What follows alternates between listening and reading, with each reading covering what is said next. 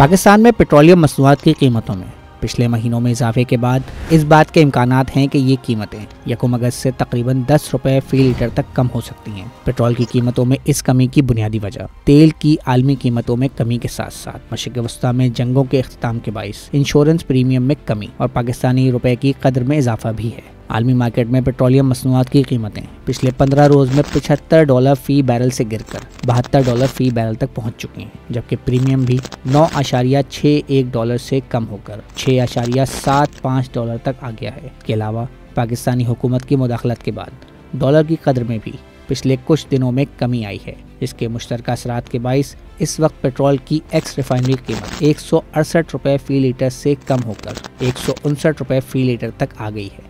तकरीबन 100 रुपए से ज़ायद के डीलर्स और पेट्रोलियम कंपनीज के मार्जिन और टैक्सेस शामिल करने के बाद इस बात के इम्कानात हैं कि ये कीमत 1 अगस्त को 272 रुपए फी लीटर से कम होकर 263 रुपए फी लीटर तक आ जाएगी, जबकि डीजल की कीमत 3 रुपए कमी के बाद 280 रुपए फी लीटर तक गिर सकती है। पेट्रोलियम मसनूआत में कमी का ये तखमीना वजारत ख़जाना के हुक्म पर 31 जुलाई को वज़ीर आज़म शहबाज शरीफ को पेश किया जाएगा और उनकी मंजूरी के बाद ही आवाम को ये रिलीफ मिल सकेगा।